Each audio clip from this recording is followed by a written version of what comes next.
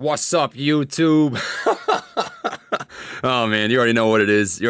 Drop that in the comment section down below. What is up, everybody? Welcome to Trades. We have technical analysis on different stocks in the stock market, as well as potential buy, hold, or sell opinions on these given stocks. I'd like to preface by saying that I'm not a financial advisor nor expert, so take what I say with a grain of salt. Let's get into the video. Today we're going to give you guys an update here on ticker symbol AMC. The whole situation here, right? I have been trying to cover this as much as I can. I have not been around as much lately. I do have my girlfriend here for Valentine's Day. By the way, happy Valentine's Day out there to everybody. If you're rocking solo, happy Galentine's Day, happy Palentine's Day, whatever you're celebrating right now. Make sure you get a nice dinner, or maybe some whiskey. Some Woodford Reserve is my go-to, but yeah, you know how it goes. So we're gonna look at this on the charts, right? We're gonna look at this on the 1 month chart to give you a macroscopic overview of how the stock is looking right now. I do think we have found the bottom, but I want to give you guys realistic expectations as to what you can expect here with AMC. That way we can, be up to date and give people a realistic entry point and exit point if you are looking at this stock as a squeeze potential stock. I do think there is still squeeze potential with AMC. We're going to talk about a bunch of different numbers here, right? I've got a couple of different news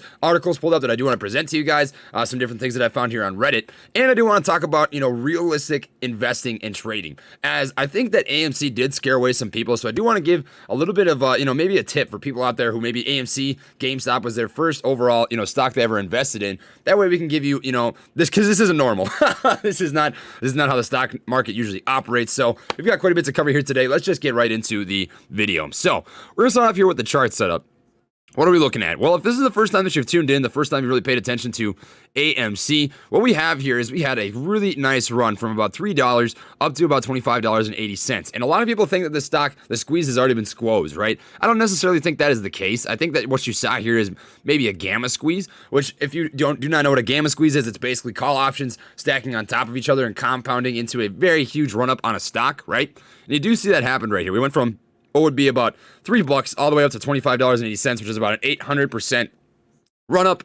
If you were able to sell out, you're doing pretty good, but I know a lot of people did not. In fact, there are probably some people out there that bought at the tippy top of this stock. If you did and you're a bag holder, I apologize, my friend. I would suggest averaging down because I do see some fundamental value with AMC as a company, even if the squeeze does not happen, right? At this point, I'm viewing this as a long-term stock, and I do recommend you do the same, because if you just take every single day and you tell yourself, man, I really hope the squeeze is today, I really hope the squeeze is tomorrow, I really hope it's coming, right? This could take some time to play out. GameStop, right? When we look at GameStop and how long that situation took, let me just pull this up here on the charts really quick.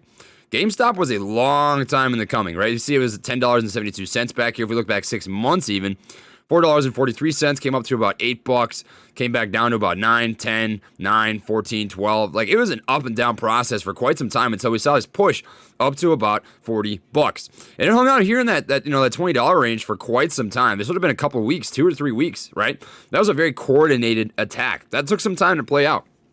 So AMC very well could take the same amount of time. And some things that we're lacking here on the charts right now, if we just take a quick peek here, is the volume. And I know I have had some people say, hey Trey, you know what, the Volkswagen squeeze didn't have a lot of volume, and so it could be possible here. But the difference between the Volkswagen squeeze and the AMC squeeze is you were looking at, a much different setup in terms of who's getting into the stock. So with Volkswagen, right, what we know is that Porsche wanted a heavier stake in voting power over Volkswagen. So what they did is they increased their shares, right? They increased their stake in the company slowly over time. Over about a 1.5 year period of time, right? The stock price slowly climbed up. The German government also got into this, right? And we saw hedge funds saw this. They're like, nah, Volkswagen isn't worth this much money. It's going up for no reason. They shorted it, and the squeeze happened off of not a lot of volume. But the difference being, that was two entities as compared to millions of people coming together here on Reddit. It's going to be very difficult to get all investors on the same boat, which is why I think we really do need the volume here, because, so many people are going to do different things regarding AMC and this squeeze situation. So that's why I really do think we need the volume here. And I did debunk this. I shouldn't say debunk because it could be possible, right? But I've also seen some numbers regarding, short interest floating around with 400,000 total available shares regarding utilization, right? How many available short shares there are. I don't know if that's quite the case, right? It could be. There's no way to know for sure is the thing, as we do see different numbers floating around different, news sources on the internet. But what we're seeing right now is we do look like we have found the bottom. So if we zoom out here and get that stupid wick out of the way, because that does really mess up the price action, we see that we're actually beginning to form an ascending ascending level of support. This does look like $5.26 may have been the bottom. And I'll tell you what we look for is 3 touch points on any level to indicate that it is at a respected level of either resistance or support. We do have that right here. We've got 1, 2, 3 different touch points. I don't consider this a break, even though we've got this small candle wick hanging out right beneath that ascending level of support, right? We look for a hard, wide range candle bar that breaks beneath that to signify to me that we have disrespected that ascending level of support or resistance, which is something like this, what I just highlighted. That is going to be, to me, what signifies that we have broken this ascending level of support. So we are finally beginning to set higher highs and higher lows, which is a beautiful step in the right direction. It's going to begin that snowballing effect to get more people into the stock, right? Because I'll tell you what, this huge bleed that took place, all this did is give people false hope, essentially. What it was is like, it hasn't, I mean, we had this huge sell-off for these 2 days, but it's just been a slow bleed since. And with that is going to come a decrease in volume. Now, it gives me some pretty decent hope is we have a lot of volume that came in back here, right? And this slow back down in volume tells me there's probably a lot of people holding this, right? Which to me, we can validate because we know that, this is the most held stock on Robinhood. It surpassed Apple and Tesla, and Microsoft is the most held stock. I do think it is still the case as far as I know. We know that there are a lot of buyers that step into there, right? Even though it's not a lot of volume coming in, we do know the majority of it is buying volume.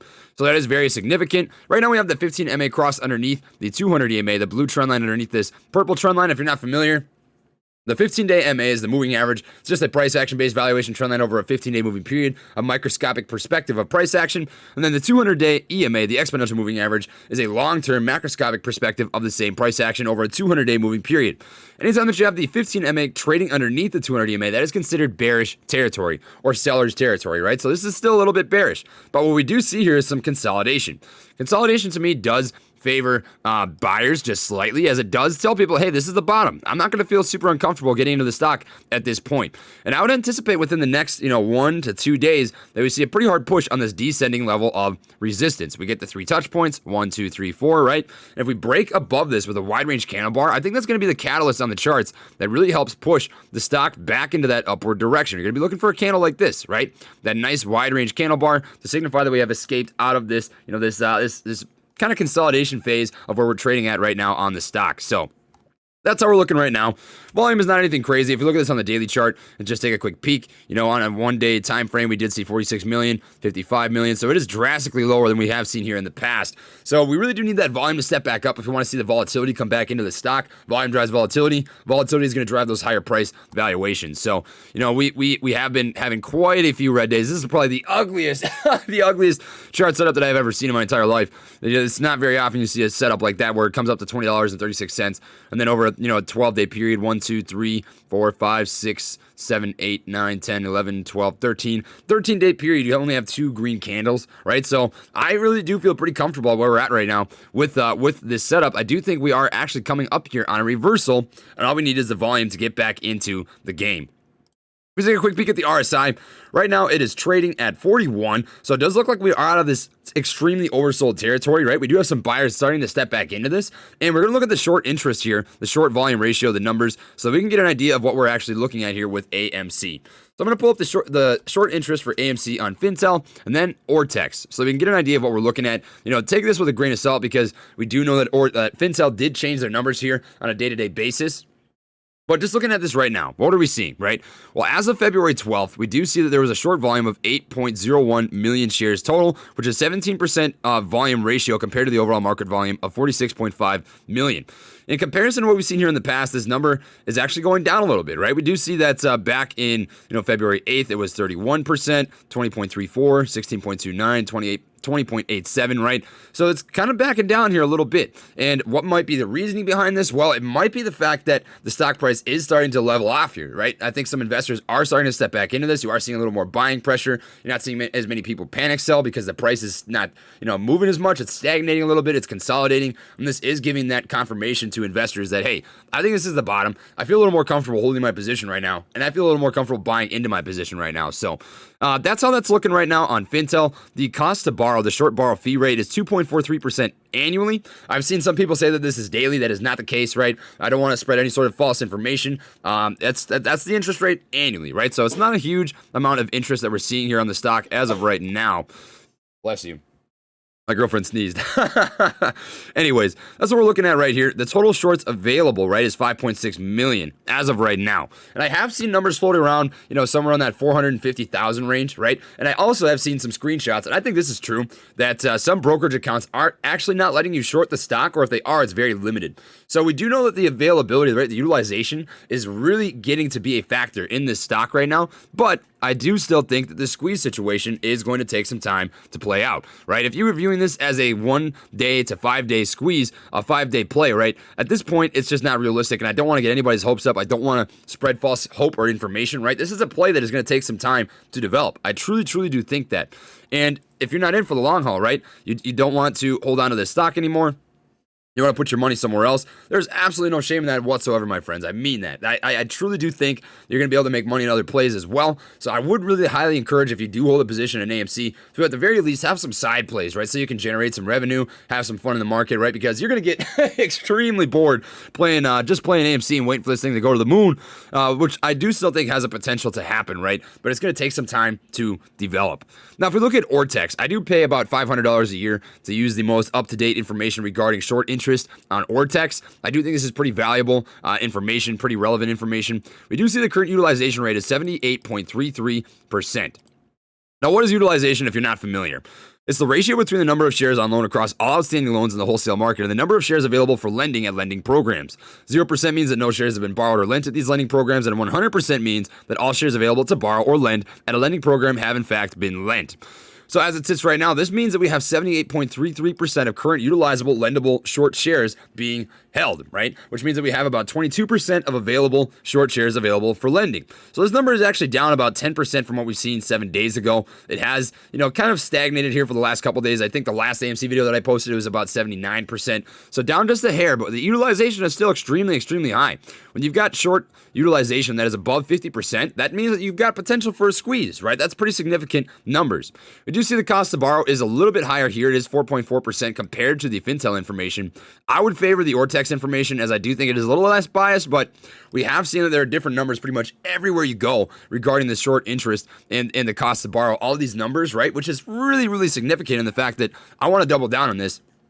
The numbers, no matter where you go, right? It's so easy as investors to just cherry pick, to pick and choose the numbers you want to pay attention to, but you need to take every single number that you're seeing right now with a grain of salt, because we know that the AMC information that we've been seeing, right, has been altered a little bit. And no matter where you go, you're going to see different numbers. I've seen 15% in some places in regards to short interest. I've seen 66% in some places regarding short interest, right? So it's very different depending on where you look. We've got percentage free float on loan, which is 24.04%. Now, what is this if you're not familiar? It's the percentage of the company's free float that is currently out on loan. So that is a pretty decently, it's not a bad number. It's not bad whatsoever. 24% is pretty decently high. And then, as you guys are aware, we did see that the current, short interest that was posted here on 9th of February regarding the settlement date of 29 January was 37.7 million, which is a little bit lower than we see right here of 44.67 million. Now, my reasoning behind this is you did probably see some shorts cover when you saw this, what I would consider a gamma squeeze. Of course, you are going to have some shorts that cover their positions, right? But that is the case right now with what we're looking at right here. I do think you had some shorts cover, and this is not information regarding February, right? This is the information regarding 15 January to 29 January. So, I do find it pretty highly likely that once the next information is available to us, you're going to see the short interest go up just a little bit at the very least, right? So that's what we're looking at right now. Days to cover. I see a lot of misinformation going on with days to cover as well. I do want to give you guys an idea of what this actually is. So it's how many days volume the current shares on loan equate to. Note average daily volume is base average 3-month daily volume for the given security cross exchanges. So what this basically is, and I'm just going to pull up a quick description for you, days to cover stocks, right? We're going to read this off to you so there's no misinformation in the least bit. So it is calculated, let me just pull this down, by taking the number of currently shorted shares and dividing that amount by the average daily trading volume for the company in question. For example, if investors have shorted 2 million shares of ABC and its average daily volume is 1 million shares, then the days to cover is 2 days. So days to cover equals current short interest divided by average daily share volume. This is not 1 day of share volume, right? It is over a 3-month period, as was stated here in Ortex. So what this days to cover is sitting at right now is 0.64. The lower the days to cover, the easier it is for shorts to cover their position. It's not necessarily a good thing that the days to cover is low. In fact, it is. It means this isn't shorting territory. It's in the seller's territory. In order for us to get back into that squeeze potential, we're really going to need to see this days to cover go up.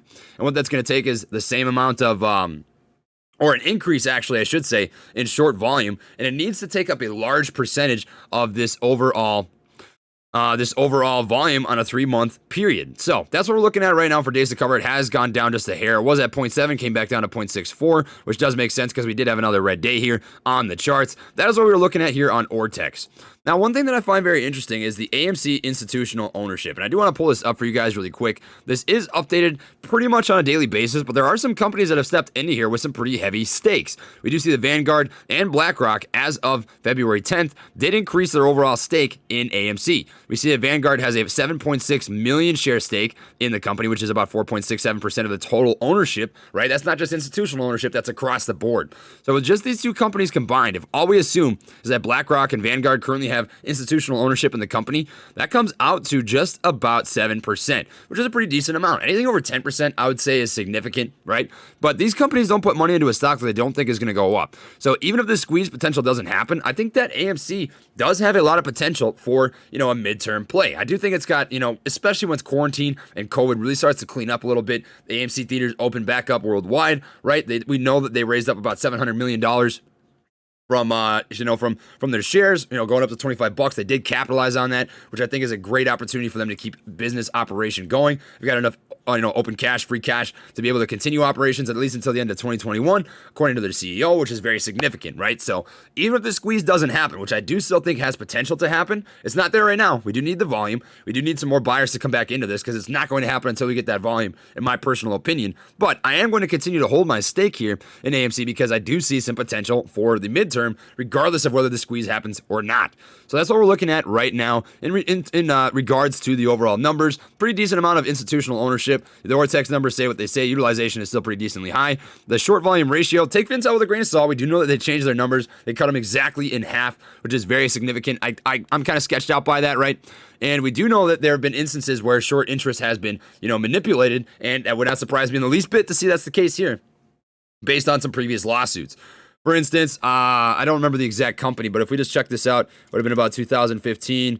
We saw, FINRA find. We're just going to check this out. So, 1 second. Let me pull this up. All right, so this is back in 2019. FINRA fines JP Morgan Securities LLC $1.1 million for failing to timely disclose 89 allegations of misconduct over a 6-year period, right? So that's one instance right here. We do see, I have covered this in previous videos, but FINRA has fined companies, such as JP Morgan for giving false information regarding short interest. I think it was about $2 million, which for them is chump change. They're willing to pay that $2 million so they can cover their butts and stay in their short positions because they're going to lose a lot less money if they, fabricate numbers than if they have to close their positions. So they're going to do whatever they can to make that happen. So if we just check out, some different things that I have pulled up here, check this out. Prepare to be transported in new worlds with IMAX at AMC, the immersive movie-going experience. Experience at select theaters, AMC theaters. This was posted by AMC on, I think, what would have been about February 9th or so. I'd have to double check, but we do know that AMC is starting to open back up, right? This is going to increase the value of the company. We do know that there's some pretty nice sentiment regarding traders into this stock, right? So I do think this is pretty significant. If they can really capitalize on this IMAX, I've heard talks as well about, virtual reality, getting into a more immersive experience at the theaters. That'd be a very niche market. I really haven't seen that much in regards to, different movie theaters experiences that I have gone to. Now, I want to present this to you guys as well. This is not me pumping the stock. This is not me telling you to do anything. I'm not a financial advisor. This is not advice, right? But this is something that is circulating around Reddit and StockTwits pretty heavily, and that is this. The AMC Twitter Tuesday 2 million. Tuesday morning, we fight the finale. It's over. We have defeated them. We just need volume. At 9:30, 2 million of us are going to throw the final blow. Tuesday 2 million, be part of history. Retweet, let's get new blood in the game, spread the wealth. So essentially what this is they're looking for 2 million people to buy shares in AMC Tuesday morning at 9:30 a.m., which would be 8:30 a.m. CST here when the market opens. Now, I'm not telling you what to do, right? This isn't me saying you should buy into this stock, right? Because, at the very least, I think the risk is gone. I do think this is the floor. I think the volatility as of now, as you guys can see, is not very high, right? So the risk of losing money is not very high, but the potential for getting money, making money right now, right, is not high either because the volume is not there. And I never want to BS you guys. I never want to give you guys false hope or anything like that. But I do still have my position in AMC. I have about 600 total shares. I have been adding to my position as often as I can. I've dollar cost average down to I think about $8.70 or so. So I'm down about 30% on this and a couple $1,000, just as many people out there are. But I am not going to be selling because to me this is a very similar situation to Microvision. So Microvision is a company that I am absolutely in love with. I think that these guys are going to be a triple-digit stock before you know it. But I bought into these guys back when they were sitting at about, $7, $8, and I averaged down throughout time. But if I'd sold out back when it was $4.50 and I was down $4,000, right, I wouldn't have been able to capitalize on when it went all the way up to $22.37. And now I'm up over 200% on my position, right? I made a crap ton of money on Microvision. And if I had sold out, right, if I hadn't stayed true to my conviction, my belief in the company, my homework, knowing the numbers, knowing the value, knowing why I bought in, right? If I panic sold and just paid attention to my emotions, I wouldn't have been able to experience this. Now, I'm not saying that the situation between AMC and Microvision is the same, right? I'm not saying that this is going to exactly be what happens with AMC. But in terms of where Microvision was on the charts, I think we're about at that $4.50 mark. We found the bottom. Now you're going to be looking at a slow climb back up, right? You're going to be looking at an opportunity for this to start increasing in value over time, attracting some new investors, getting that volume back into the stock. Right now, we are in the valley, the shadow realm, dude. This is the low point. It's very, very hard to keep those emotions in check. But if you got into this with strong conviction, the reason you bought into AMC, the price is psychological. I'm telling you, my friends. I am not in the least bit worried about AMC because even if this squeeze does not happen, I fundamentally believe this company is going to be worth at least $20. So if you've taken, the opportunity to average down on this when it has gotten down to this $5.50 range, right? At the very least, you're going to be looking at, let's say your average is $8, $9, $10. It goes up to $20. You doubled up your money. And, if you can beat your Roth IRA guy, I think a good Roth IRA is going to get you about 10% annually. You can't be complaining about that in the least bit. I will wait for 3 months to get a double up on a stock if I absolutely have to. So that's what we're looking at right here. Now, one last thing that I want to cover here on AMC in this situation, because I do see a lot of information out there that I think, can give some people some false hope, is this is not the way the market usually operates, right? AMC is not a typical stock that you get into in terms of risk to reward ratio and management. So what is a good, strategy for those who are looking to make money in the market? For me, it is nickel and dime over time, my friends. I'm promising you this. So it's not exciting. It's not exciting to get those, just 10% here, 10% there, 15% here, 15% there. But if you want to double your account, check this out.